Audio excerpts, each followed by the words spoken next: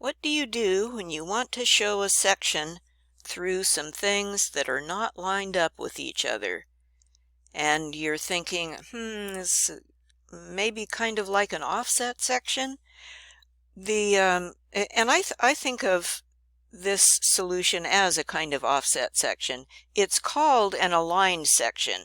Here's ASME labeling it aligned section. And what you do is, if you need to mark right where you're taking the cut, then you use a cutting plane line with arrows, and you draw it at whatever angle you need so that it goes through the middle of whatever it is you're showing.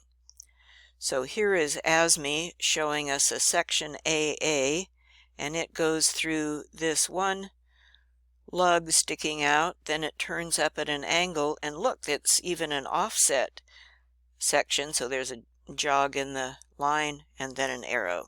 And down at the bottom, there's the section view. Aligned sections use that same conventional revolution that we learned about when we talked about polar dimensioning and holes on bolt circles. And so let's take a little bit of time to review that conventional revolution idea, because it is a part of doing aligned sections. And you might remember that the deal was, if you have an object with an odd number of features, you don't project them literally into the section view. No, in the section view you draw those features as if there were only two opposite each other 180 degrees apart.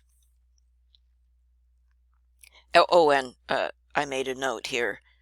Our book used a cutting plane line here, but he didn't need to because this is a circular part with center lines, so the center line could have been the cutting plane line. Here's another illustration of that idea. So we draw the holes as if there were only two 180 degrees apart. Same thing with ribs and gussets and other things. Here are some more examples out of our book. Here is ASME showing the conventional revolution, and I would like to point out that in the example in ASME, they are showing the conventional revolution in both just the plain old front view and then over here in the section view, and they are not using cutting plane lines. Notice, they are just using the center line that runs through the circular object. Here's another example out of our book. Again, he did not need to use cutting plane lines to make this front view and section view, but he did need to draw the section view as if there were only two holes 180 degrees apart. Here are examples with ribs. Here are examples with spokes. Again, only two, as if there were only two spokes 180 degrees apart. Feel like I'm getting repetitive, sorry about that. And with spokes. Actually, when I was hired to teach at LCC, there was a big interview process which included questions, of course, and one of the questions was, if you had a hand wheel with 3 spokes in it, how would you draw the section view?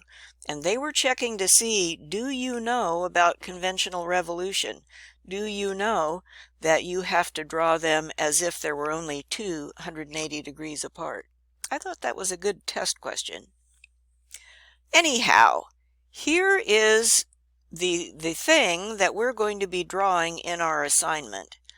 And before you get too worried, I have an answer key for you. So here's what we're going to draw. I'll just point out it's a round thing, more like a pipe on the top, and then down below there are threads. So we're going to use simplified threads with hidden lines to draw those. and there's a call out that says what size those are. Oh, look there, Unified National Fine. So those are fine threads. Then there are 3 arms sticking out, equally spaced, 120 degrees apart.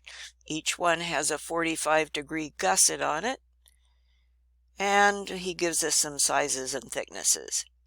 So let's go look at the answer key, shall we? I have put this into a handout for you. So this is out of the solutions manual that they let instructors buy if they want to. So this is the page for this assignment. And what this textbook author does apparently is he gets drafters to draw the problems, and then he incorporates them into the solutions manual. So you can see these were done by 2 different drafters. Things are a little bit different. Let me go on and show you the handout that I'm giving you. So I'm going to close this and go to this PDF. This is a PDF of the same thing. I've cleaned it up a little bit. He's got a few goobers. He's got a few things that are not right in his solutions manual drawings, so I cleaned it up a little bit in Photoshop, and I recommend you use this PDF handout.